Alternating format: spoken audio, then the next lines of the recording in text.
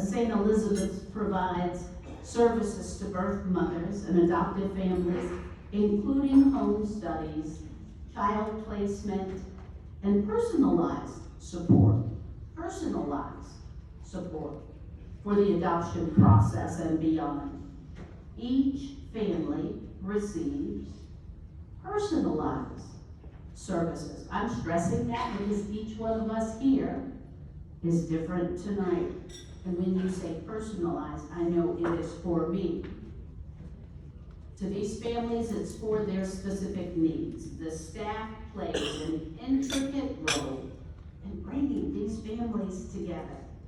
Tonight we have Lauren Needhall with us to share her family's adoption story.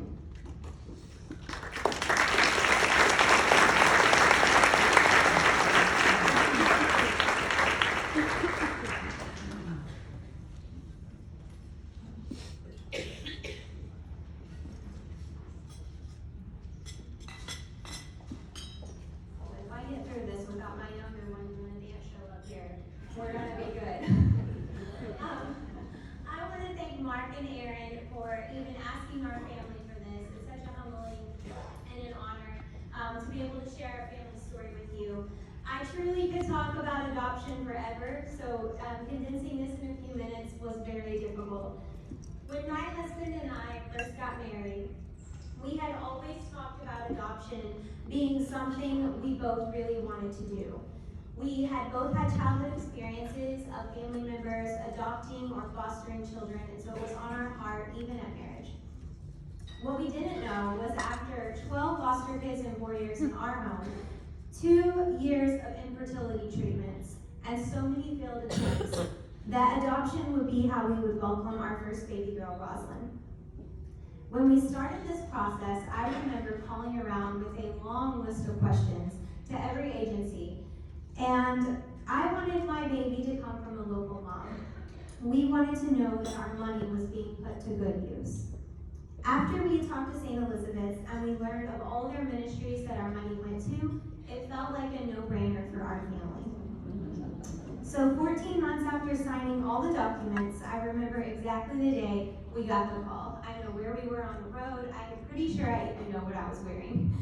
Hey Lauren, this is Emily at St. Elizabeth's. You've been chosen by a birth mom who's having a baby girl, and she's due in 9 days. It felt like we won the lottery. We immediately went out and we bought onesies to tell our parents.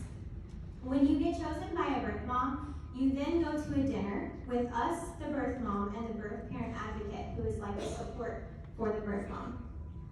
This dinner confirms that the match is good on both parties. Basically, that you're not like a creep or something. I was sweating bullets the whole way there. But once we got there, I just fell in love with her birth mom. She was so likable, she's very funny, super sweet, and I'm pretty sure we shut Old Charlie's down. At the end of dinner, we had told her we really want an open adoption, that if and whenever she's ready to just let us know. What I love most about St. Elizabeth's is they're very pro-open adoption. They keep boxes for every birth mom, so you send pictures and letters and they store it there until the birth mom is ready to come and get those. The day of Rosalind's birth, her birth mom requested that she be brought to us immediately after delivery, which was a huge honor. The hospital gave us our own delivery room, which was also very nice and spacious, and treated us with so much kindness. When you adopt, you don't always get your family there because they want you to bond with the baby. And I remember telling my friend this, who's a photographer, and she was like, no, I'm gonna show up and you're gonna have this documented, and I will just walk in there. And she did. She walked in, she didn't ask anybody. She walked straight in there like she knew where she was going and nobody told her what to do. And I'm pretty sure the only thing I remember of that hospital room was me puking. If I puked one time, I puked about 50 times. And every photo I have is of me on the verge of puking. Finally, what felt like eternity in that room, The birth parent advocate who got to be in the delivery room had texted me a picture, and I couldn't find it. I wanted to. It was of her with a hat. She was giving me a thumbs up, saying good to go. And it was just moments later when the nurse came barging in with the biggest smile on her face, and she said, "We have special delivery." And that's when our world changed. There's a lot of things that are different when you are adopting and birthing a child, I'm sure. But one thing is certain, when they lay that sweet baby on your chest, you know nothing else than the love for your child. There are lots more things I could tell you about adoption that are beautiful, but this is one of the better ones. When Rosalind turned 18 months, we finally got the message that we've been praying for a long time. Her birth mom was ready to see us and to see Rosalind. This has turned into such a wonderful relationship, far greater than anything I ever knew I needed in my life or what Rosalind needed. We see her birth mom every 2 to 3 months. She comes to all of Rosalind's birthdays and Ainsley's birthdays.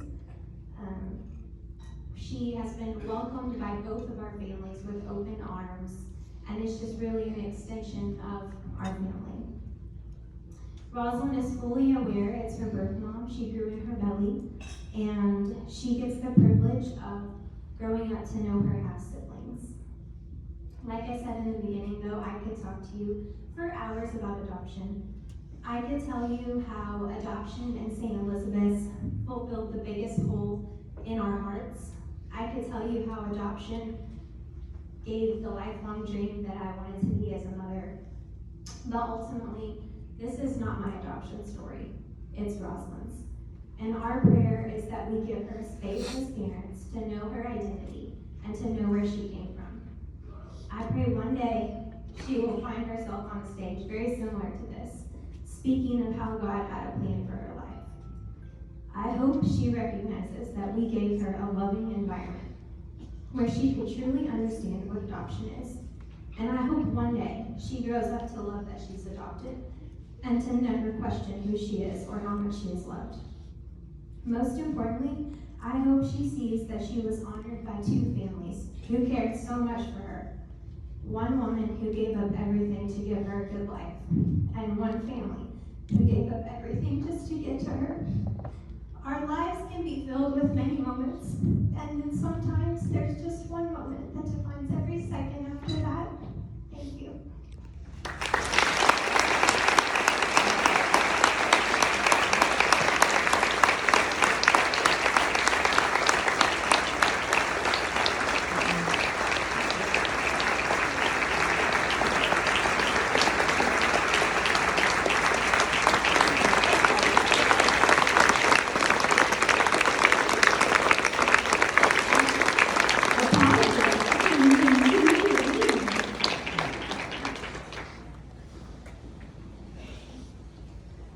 Wow.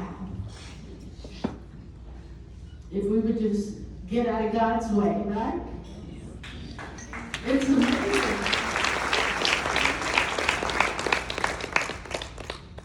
So I'm exhausted.